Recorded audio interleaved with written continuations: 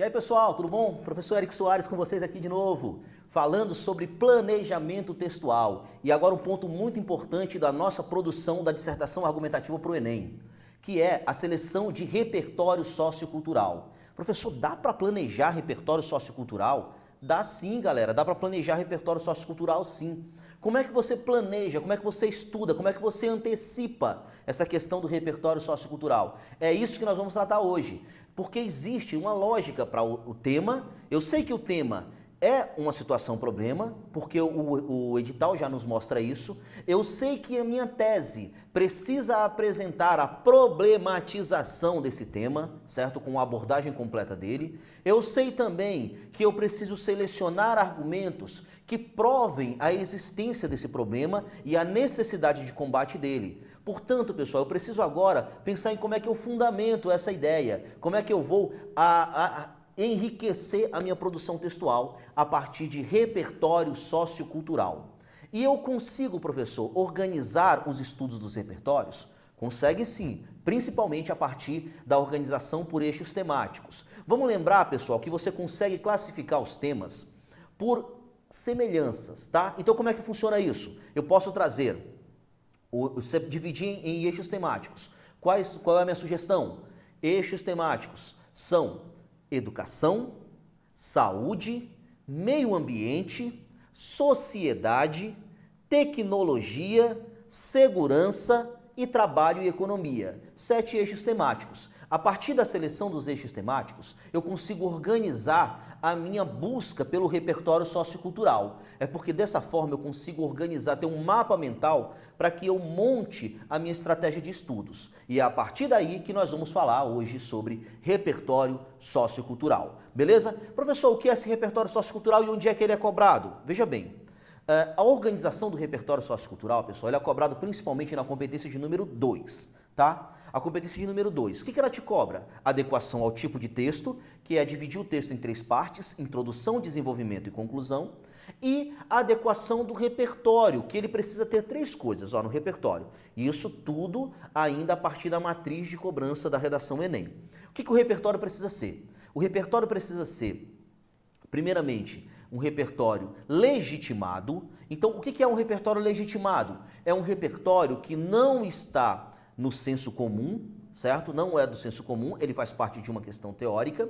Ele não é uma cópia dos textos motivadores, nem cópia e nem paráfrase dos textos motivadores.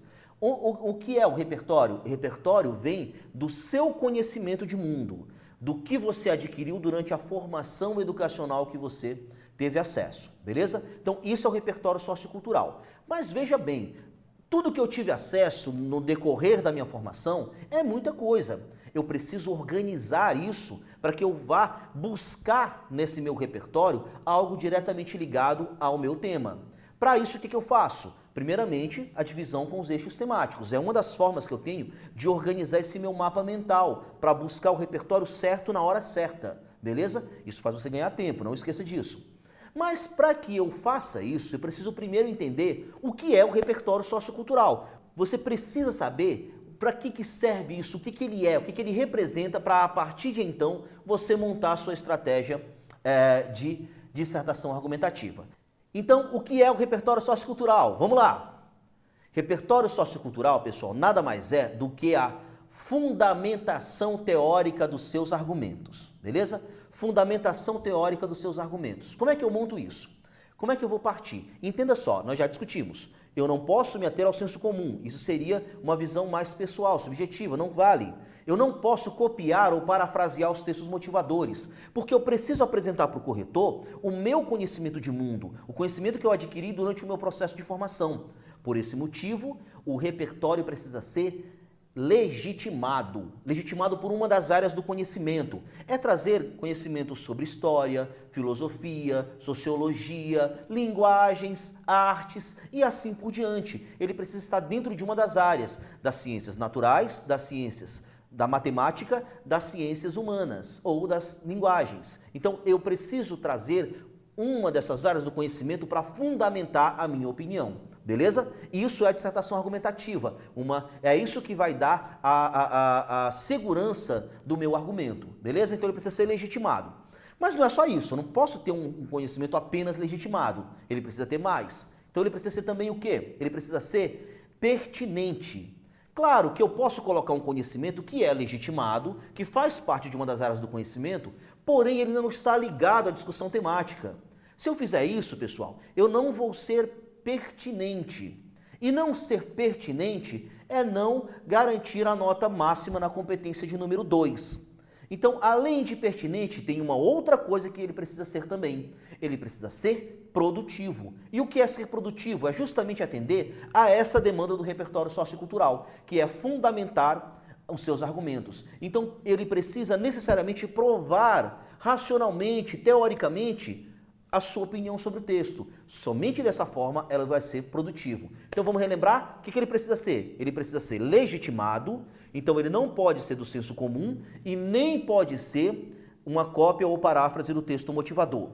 Ele precisa ser pertinente, precisa estar diretamente ligado à sua discussão temática. E ele precisa ser produtivo, porque ele precisa confirmar, ratificar de forma teórica a sua opinião. Beleza? Então, entendendo isso, como é que eu organizo? Como é que eu seleciono? Primeira dica eu já dei. Vamos selecionar estudos a partir de eixos temáticos. Mas vamos aqui, dentro da seleção de argumentos, perceber como é que eu posso imaginar onde devo buscar esse conhecimento, essa fundamentação teórica. Vamos lá. O que eu preciso saber? Ó? Entenda só, eu tenho a sugestão aqui que a gente utilize 3 repertórios, tá?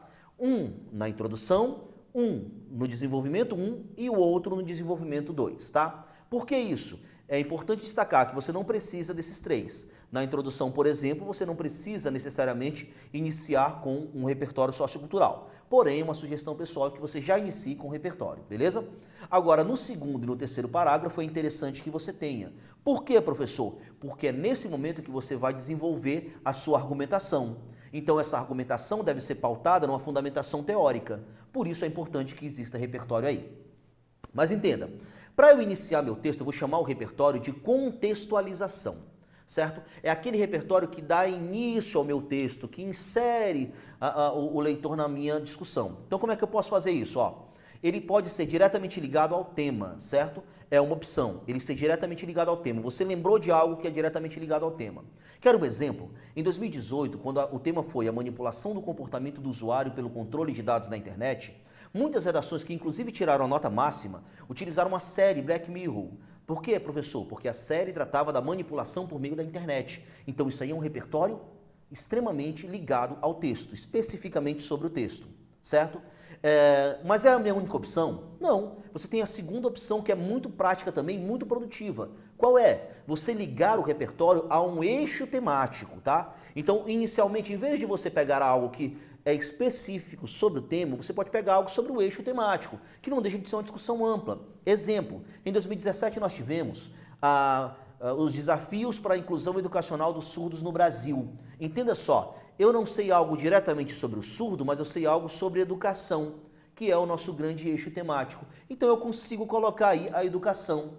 Ou eu não sei, vamos supor, do cinema de 2019, democratização do acesso ao cinema no Brasil. Eu não sei um conhecimento específico sobre cinema, mas eu sei sobre igualdade. Então eu posso trabalhar a questão do eixo sociedade, falando de democratização, beleza? Então é a segunda opção de você montar um repertório inicial. E a terceira opção é o mais genérico. Qual é esse mais genérico? É quando eu vou retomar os conceitos que eu já vi. Por exemplo, eu sei que o tema é uma situação-problema, eu sei que a tese deve problematizar esse tema, eu sei que os argumentos precisam comprovar essa argumentação, essa tese, precisam comprovar a tese. Então o que eu faço? Entendendo, sabendo que o tema é uma situação-problema, eu posso iniciar trabalhando com um repertório que trata desse grande problema social, beleza? Então 3 opções para você iniciar seu texto. Conhecimento específico sobre o tema, conhecimento sobre o eixo temático no qual eu classifico esse tema, ou um conhecimento genérico que trate o problema social, beleza? Então aí a primeira sugestão do repertório inicial. Para os repertórios de desenvolvimento, eu tenho 2 sugestões. Primeiro, se eu vou tratar 2 aspectos, um aspecto que envolve sociedade e um aspecto que envolve o poder público. Então é interessante que eu traga para dentro desse contexto algum conhecimento teórico que fale sobre esses aspectos. Exemplo, primeiro eu vou fazer uma análise sociológica. Então seria interessante eu trazer alguém que estudou essa questão das relações sociais. Por exemplo, algo sobre sociologia, ou algo sobre filosofia, por exemplo, ou até mesmo sobre história, certo? Então eu tenho aí uma possibilidade de alguém que tratou a sociedade. Se alguém que tratou a sociedade pode ser incluído, normalmente pode. Normalmente você consegue fazer isso muito bem. E entendendo que no outro argumento eu vou trabalhar com a questão do poder público, eu posso trazer, por exemplo, as legislações. Porque se eu vou trabalhar o poder público é porque ele é o responsável pela garantia dos direitos. Se eu não consigo aplicá-lo, o que eu faço? Está sendo rompida uma legislação onde se afirma isso. Beleza? Então você consegue trabalhar essas noções de direitos. Tranquilo, pessoal? Então veja bem, eu já tenho aí um direcionamento. Vamos ver um exemplo disso, como é que eu posso trabalhar? Veja bem, primeiramente, já que eu não tenho um tema aqui específico para ser trabalhado, eu vou propor um início, uma contextualização que trabalhe de maneira mais genérica, que fale de problema social. Veja bem, se eu vou trabalhar com literatura, a literatura, ela não está no texto motivador, caso não esteja no texto motivador, não é do senso comum, ela é legitimada, faz parte da área de linguagens. Então vou pegar a literatura, beleza. Ela vai ser pertinente ao tema? Será se você souber encaixar bem. Porque você sabe que o tema é uma situação problema. Então você precisa trazer um conhecimento que trabalhe essas noções de problemática social. Beleza? E aí eu vou além. Como é que ela será produtiva? Se eu trouxer essa analogia. Como é que é a analogia? Veja bem, o que uma escola literária que fala sobre problema social? Lá o realismo, escola do século XIX, que trabalha justamente essa relação de problemática, de crítica social, certo? Então tem esse ponto. Então veja bem, se ele trabalha com críticas sociais e eu estou tratando de um problema social, eu consigo, por analogia, trazer esse conceito, certo? Fechou esse primeiro momento. No segundo momento, supomos que eu estou falando dos aspectos sociais. Quem foi que tratou a sociedade? Por exemplo, John Locke, ele tratou da sociedade. Onde foi que ele tratou a sociedade? Na tese da tábula rasa. Então a tese da tábula rasa, ele vai definir que a sociedade é montada, que o indivíduo é montado através das suas experiências sociais. Então veja bem o quanto ele é genérico, ele vai falar de experiências sociais. Portanto, eu posso trazer esse conceito de filosofia para dentro da minha discussão, fazendo também essa especificação. Eu pego do genérico, do amplo, que é a questão da tese da tábula rasa, e eu vou particularizar para dentro do tema que eu estou discutindo. Tudo isso só funciona se você souber fazer essa ligação. Por isso é importante racionalizar a linha argumentativa para que esses repertórios se tornem produtivos, beleza?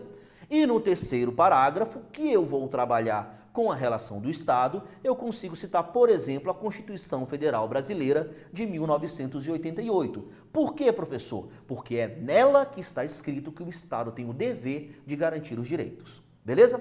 Então, esses aí são exemplos de como é que eu monto. Como é que isso pode aparecer?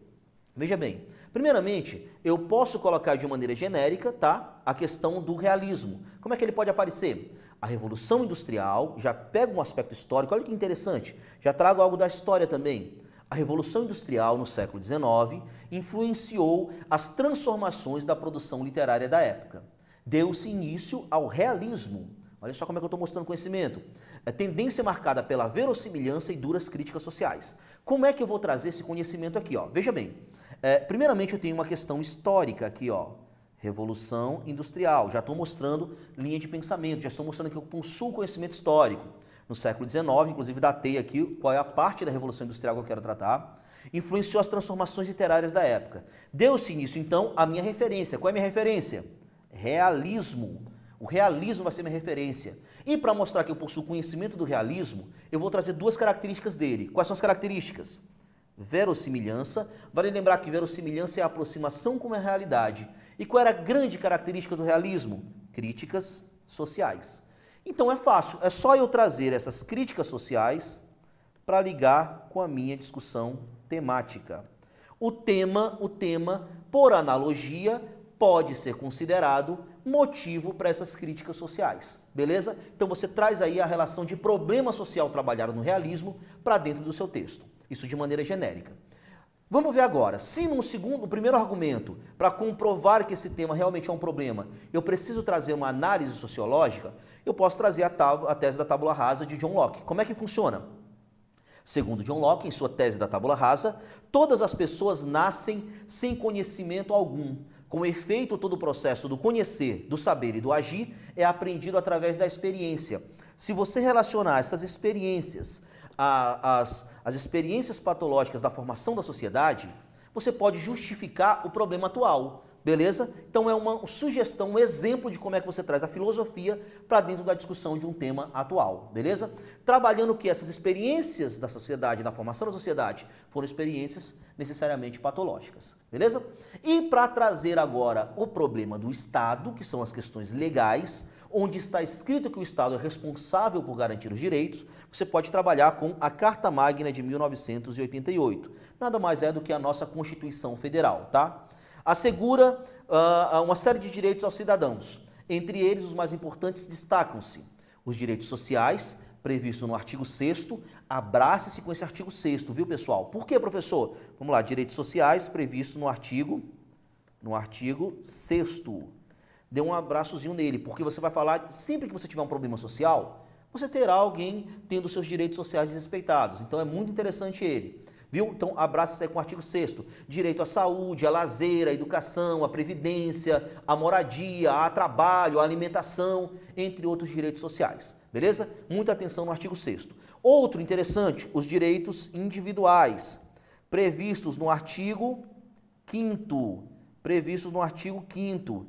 Principalmente aquele que diz do direito à igualdade, tá? Todos são iguais perante a lei. Então, muito interessante esse artigo 5º. E, por fim, a dignidade da pessoa humana. Esse é um dos princípios do Estado Democrático de Direito previsto no artigo 1º da Constituição Federal, certo? Então, você tem aí todo esse direcionamento para artigos que podem ser utilizados. Deixa eu colocar aqui em cima para você visualizar melhor. Artigo 1º da Constituição, certo? Então, direitos sociais no artigo 6º, direitos individuais no artigo 5º, dignidade da pessoa humana, um dos princípios do Estado Democrático de Direito, no artigo 1º. Assim, você tem um exemplo, uma sugestão de como montar essa sua análise de repertório sociocultural. Beleza, pessoal? Então a gente se encontra na próxima. Valeu, galera! Até mais! Valeu!